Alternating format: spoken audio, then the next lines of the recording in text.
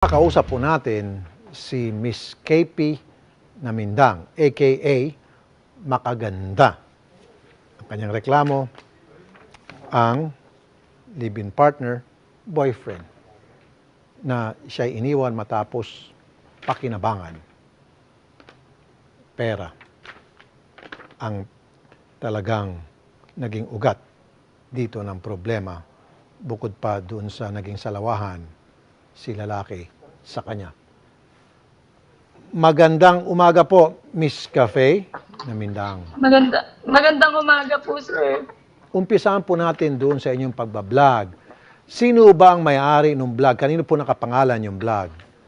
Sa kanya po, sir. Pero pagdating sa content, sharing Kami kayo. pang dalawa po. Kami pang dalawa simula po umpisa, sir. Okay. Kanino pong concept yon? Yung ganong klaseng vlog? Sa kanya po, sir. Lahat po nang nakikita niyong video, siya po ang nakakaisip nun, sir. Okay. Pero kasama ka dun sa content? Opo, sir. Okay. At sabi mo, bastos lahat ng mga content. Kanino idea po yon? Sa kanya po, sir. At scripted, kanyo? Opo, sir. Okay. Gano'n nyo katagal ginagawa itong vlog? 2 years na po, sir. 3 years na po kami. 2 years na po yung vlog. Okay. At kayo po live-in partner. Opo, sir. So dapat meron kang share o hati man lang sana sa kinikita. Opo, sir. Wala kang nakukuhang Wala. pera mula sa income ng vlog Wala mo? po, sir. Bakit? Ba't wala? Ba't di mo in-insist sa kanya na teka muna, darling, dalawa tayo dyan, bigyan mo ako ng share? Walang ganon? Wala po, sir. Nakausap ko na rin po yan. At bakit ayaw kanyang bigyan ng share? Kasi daw po, sir, para daw po sa amin dalawa yun, sir. At ayaw ko pong pag-isipan niya na yun lang po ang habol ko din sa kanya, sir. Sa inyong pagsasama, sinong may hawak ng pera? Siya po, sir. Lahat po ng pangalan, nakapangalan po sa kanya, sir.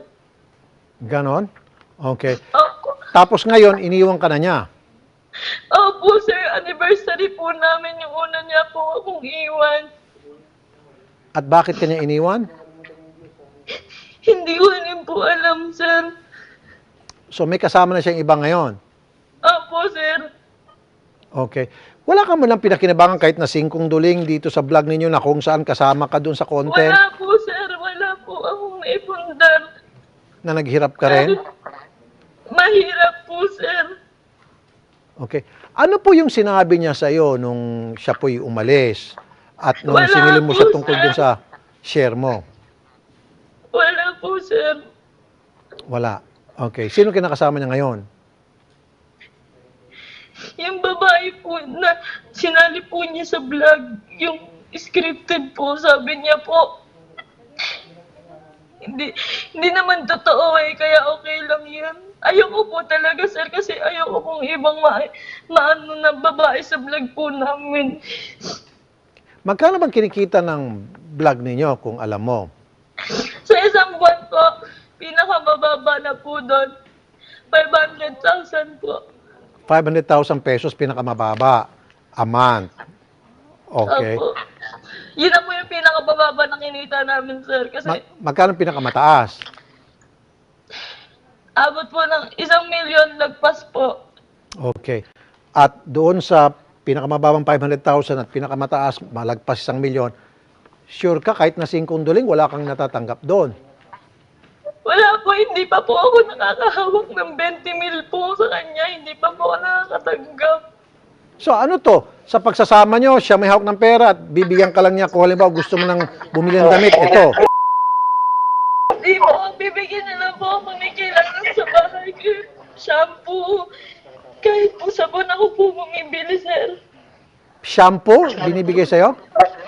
Hindi pa, yun pa ako po bumibili nun. So shampoo, sabon, lahat ng pangailangan mo, pera mo. Saan mo kinukuha yung pera mo? Saan galing yung pinambibili mo ng mga pangailangan mo? Yung binigay niya po, sir, na 5,000, 10,000 po. Ayun, okay. So meron siyang binibigay na pera. Yun lang nga lang, sobrang liit. 5,000 hanggang 10,000 kada buwan. Opo, pati po sa pamilya ko, 5,000, 10,000 kada buwan. Magagalit pa po siya. Okay. So magkano po lahat-lahat ang naibibigay niya sa iyo at sa pamilya mo? 5,000 sa isang buwan lang po, sir. Yun lang po. 5,000 sa iyo, 5,000 sa family mo, so bari 10,000 a month. Opo. Sa 500,000 na kinikita nyo, katiti nga yun. Opo. Kumbaga, wala pang tuldok. Wala pa po. Lalo pa kung 1,000,000. So, ang kinabubuhay nyo ba yung sa pagbablog, wala nang iba pa? Ninyong Yun dalawa. lang po, sir. Opo. Okay. Kanino ba yung mga equipment? Yung editing Sa machine? kanya din po, sir. Okay. Sa kanya lahat, sa kanya yung concept, pero kasama ka dun sa content at kayo po yung live-in partner. So, therefore, dapat meron ka talaga magandang share doon. Ang nangyari, ang binibigay lang sa'yo, para kang aso, hagisan ka lang dyan ng buto, katiting, and then, okay na. Sa kanya, hindi ka na makapagreklamo. Opo. Tinatawagan po namin si Christian Mark Gray. Matanong ko lang, nagbabayad ba siya ng tax sa BIR para sa kanyang mga vlog? Wala po. Hindi ka nagbabayad ng tax sa BIR? Wala po. Okay, so pwede natin i-report to sa BIR para habulin siya ng BIR dito sa kanyang mga kita. Okay? Attorney Garrett, magandang umaga sa iyo. Attorney Garrett? Magandang umaga, Sir Rafi. Alright. Yes, Sir Rafi. Magandang Alam ko umaga. na yung YouTube hindi makikialam dito kasi nakapangalan nga kay lalaki yung vlog. Pero dito sa atin, sa Pilipinas, dito kasi siya kumikita, tumatanggap ng pera, itong si lalaki. Live-in partner niya itong si babae at pareho naman sila doon sa content at naghirap. Meron bang habol dapat dito si babae? Yes, sir. No. First of all, kailangan ko po sabihin na this is a very clear case of violence against women and children. Kasi this is just 2 steps short of prostitution, sir. Ito yung pinaka-ayokong nangyayari. Sabi ng babae, ayaw niya na nagde-desist na siya dito sa mga bastos na content. Pero itong lalaki, pinapatuloy niya lang for his own personal gain and wala pang nakuha yung babae. So first, meron tayo yung sa Section 5E ng ating Violence Against Women and Children na pinipilit mo magtrabaho sa ayaw na trabaho ang iyong partner. Again, tandaan natin, dating relationship, sapat na, sir, no? And then, second, meron po tayong psychological abuse dahil ginagamit sa kanya yung fact na para sa atin to or pinapamukha sa kanya na sa kabutihan nilang dalawang pang-aabuso na ginagawa. So, dun pa lang, may 2 violations ng Violence Against Women and Children Act natin, Sir Rafi. Okay. Now, di ba dapat meron siyang share doon sa kita? So, pwede ba siya maghabol para mabahagyan naman siya doon sa kinikitang milyones na? Tama po, sir, no? Kasi, again, they're living together as husband and wife without benefit of marriage, and then both of them can be legally married, and ang pinili lang nila is not to be. So, meaning... So, kapag ganito, again, lahat ng kikitain nila, yes, sir? Okay. So, pwedeng ihabol to sa korte na para yung korte sasabihin, oy, Christian, lalaki, magkano bang kinita nyo dyan? At dahil kayo ay considered as parang husband and wife na, dahil nagsasama kayo sa isang bubong, bahagian mo yun na maayos. Hindi yung hagisan mo lang ng parang buto kung kailan mo lang gustong hagisan ng buto na parang aso. Di ba?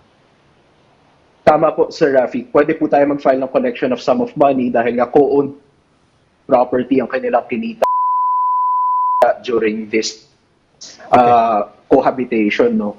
And ngayon mong i-abandon na siya. Alright. Maria Liza, yung cellphone mo kinuha ni lalaki? Po. Kinuha, nasa yung cellphone mo? Kinuha raw? Sinabi mo sa research namin? Hindi po. Sa akin po yung cellphone ni Merck po. Iniwan niya po sa bahay yung cellphone niya bago siya umalis po. Okay, so kaya hindi pala natin siya matawagan. Sige. Sir, gusto ko po makuha lahat kasi sa loob po ng 3 years, sir. Siya lang po ang nakinabang doon. Nagkakautang pa po siya, sir. Hindi ko po alam kung saan niya nilandala yung pera, sir. Okay. Attorney Garrett. Nasaan si Attorney Garrett? So walang Yes, sir. pwede maikaso si babae kay lalaki dahil iniwan siya at pumunta sa iba. Pero pwede bawsi, tama? Kung okay bang pagkakaintindi natin? Yes, sir. Okay, bawsi. And then, Tama po. Medyo malalim yung mga kaso niya sa house niya, sir. okay. And then pangalawa, yung hindi siya nabigyan ng share. So pwede natin tulungan to si Ma'am Maria Liza Yes, sir. para magsampa ng kaso. And then mangolekta ng kanyang share. Okay? Pwede po, sir. Sige. Salamat, Attorney Garrett. Yes, sir. Ma'am, hindi namin makontak si Sir dahil yung cellphone pala nasa iyo. Nanonood siya ngayon. Magbigay ka na lang po ng mensahe sa kanya. Okay. Then later on, kakausapin po kayo ng staff para doon po sa pagsasampa ng kaso laban sa kanya. Okay? Sige ma'am, kausapin niyo po siya. Sir, yung mga pinapagawa niya po sa akin na iba, sir, yung mga mahuhulog po sa hagdan, yung may mga, basta po yung may mga masasakit na po, sir, ayoko po nun, sir.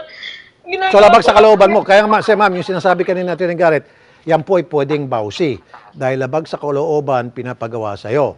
Okay? May kaso yan. Pasapasa na po ako sa ginagawa kong yun, sir. Sige. Ma'am, manawagan ka na lang muna sa kanya, ma'am. Nanonood siya ngayon. Sige po. Meg, pwede mo naman sana akong kausapin eh.